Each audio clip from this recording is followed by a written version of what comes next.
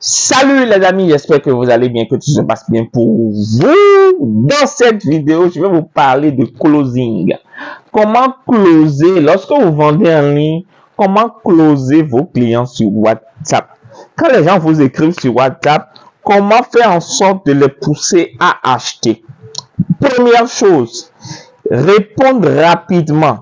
Et ça, c'est un défaut de beaucoup de vendeurs que je rencontre et qui disent, oui, je n'ai pas de forfait, je n'ai pas de méga, je n'étais pas connecté, c'est pour ça que je n'ai pas vu le message. Foutaise! Mais qu'est-ce que vous faites en ligne? Qu'est-ce que vous faites dans la vente en ligne? Si vous ne pouvez pas être connecté every time, everywhere, tout le temps, quittez le métier. Vous devez être connecté tout le temps. Ce n'est pas une option, c'est une obligation. Vous devez être connecté H24. Je ne dis pas d'être collé à votre téléphone H24, mais vous devez être connecté. Donc, première chose, répondez rapidement aux gens. Quand les gens vous écrivent sur WhatsApp, répondez-leur rapidement.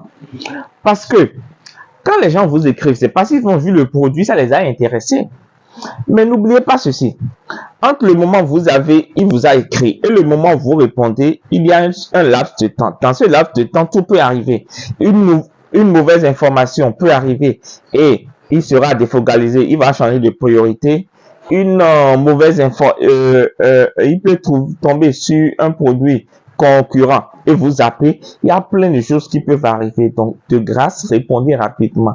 Deuxièmement, dans votre réponse, dans votre approche, créez un lien émotionnel. Beaucoup de personnes, quand on leur écrit sur WhatsApp, ils répondent de façon froidement. Tu dis bonjour, la personne te dit bonjour. Ok, elle attend que tu dises, ouais, je veux tel produit. Non, mais prenez le devant. Déjà dans votre bonjour, que le bonjour soit enthousiaste. Prenez exemple enthousiaste. Prenez exemple sur les bonnes dames des marchés. Regardez comment elles accueillent quand tu viens au marché. Oui, ma chérie. Oui, ma belle. Mon beau. Mon mari. On t'invente tous les noms. D'accord, quand on t'écrit, ah, bonjour ma belle, j'espère que tu vas bien, je suis heureux que tu m'écrives. Alors, que puis-je pour toi? Dans votre salutation, dans votre accueil, il faut qu'on sente une sorte il faut qu'il y ait une connexion émotionnelle, il faut qu'on sente de l'enthousiasme dans votre salutation. Ça, c'est la première chose. La deuxième chose, quand la personne t'écrit, une fois que tu l'as salué, la deuxième étape maintenant, c'est d'agir en tant que consultant, c'est d'agir en tant que conseiller, c'est d'agir en tant que... En fait, quand la personne t'écrit, et te demande le prix, ou bien il dit oui, c'est ça que je veux, prends d'abord la peine en quelques secondes de lui poser une ou deux questions pour mieux cerner ses besoins, mieux cerner pourquoi elle veut acheter le produit, quelle utilisation elle veut en faire. Ça te permet de lui faire de meilleures propositions. C'est ça que je veux dire. Il faut prendre la casquette de consultant ou la casquette de conseiller pour faire de meilleures propositions à vos clients. Parce que généralement, les gens ne savent même pas ce qu'ils cherchent. Ils ne savent pas exprimer ce qu'ils veulent. Mais quand quelqu'un t'écrit et que tu prends le temps d'abord de lui faire des propositions adaptées à ce qu'il veut exactement, il sera beaucoup plus enclin à acheter.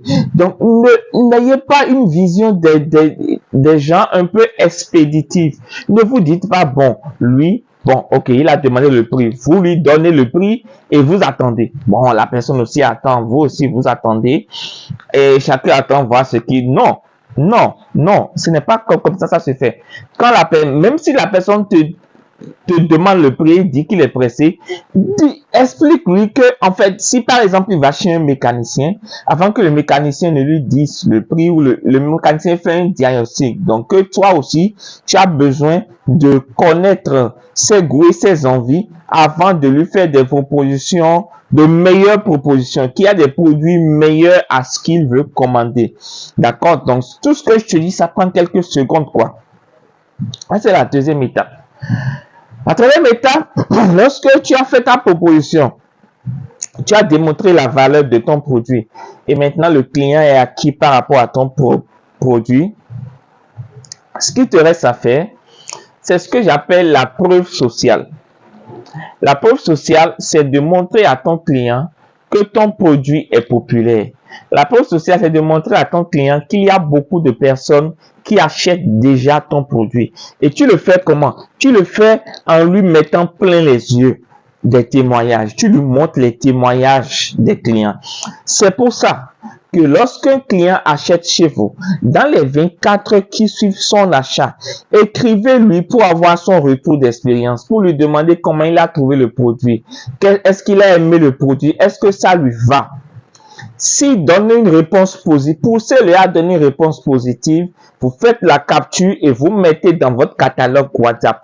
Le catalogue WhatsApp n'est pas censé contenir les produits que vous vendez.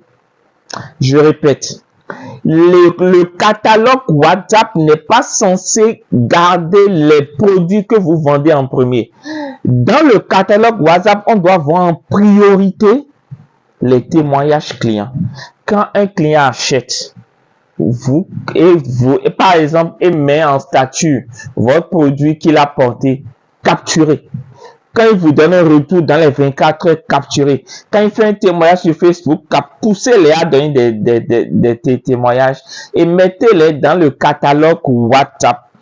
De telle sorte que quand le client vous écrit, vous prenez juste le lien des témoignages, vous lui envoyez, elle va voir tous les témoignages clients. Il peut y avoir 100, des centaines.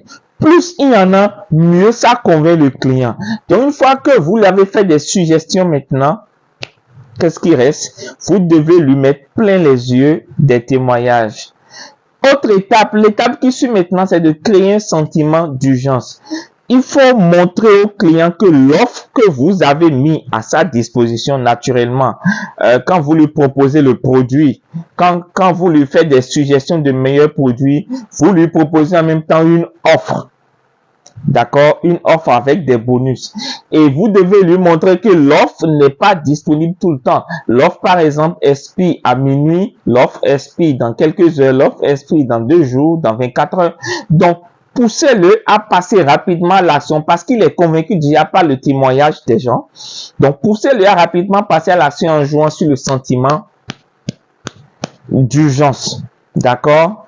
Et écoutez attentivement les gens, comme je l'ai dit, posez des questions aux gens qui vous écrivent. Ne soyez pas là forcément pour expédier, pour prendre leur argent, non. D'abord, non. Demandez-leur ce qu'ils veulent, à quelle occasion ils veulent porter l'habit ou la chaussure, le sac. Posez des questions pour mieux comprendre et pour mieux répondre à leurs besoins. D'accord? Voilà, agissez comme des spécialistes. Assurez-vous d'avoir vraiment bien démontré la valeur du produit avant de donner le prix. Alors, moi, je fais partie des gens qui estiment qu'il ne faut jamais afficher le prix sur Facebook. Parce que même quand vous allez afficher, les gens viendront toujours vous demander le prix en inbox ou dans les commentaires. Ça fait un. Deuxièmement, le fait de mettre les prix, Facebook a interdit ça. Facebook a interdit d'afficher les prix sur les publicités. Ça fait 2.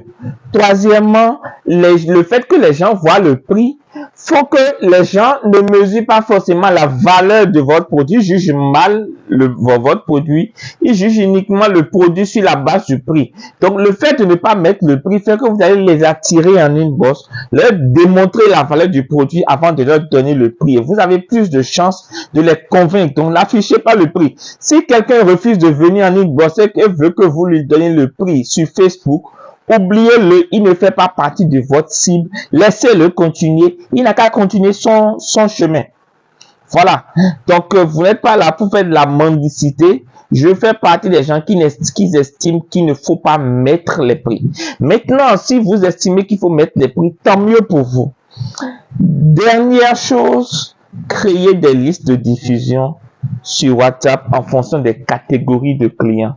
Et il ne doit pas passer 1 semaine ou 3 jours sans que vos clients, vos prospects, même les clients oiseaux, entendent parler de vous. Ça peut être des promos, ça peut être des paroles, des posts de motivation, ça peut être des blagues, ça peut être des conseils, ça peut être plein de ce que vous voulez, mais les gens ne doivent pas passer un certain temps sans entendre parler de vous.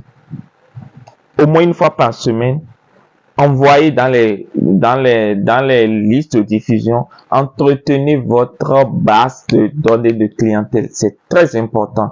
Nous sommes à la fin de la vidéo. Si vous avez aimé, lâchez-moi un pouce bleu, partagez la vidéo, mettez-moi beaucoup de commentaires, racontez-moi vos retours, vos expériences. Si j'ai oublié quelque chose, faites-le moi savoir dans les commentaires. Rendez-vous à la vidéo prochaine. Ciao.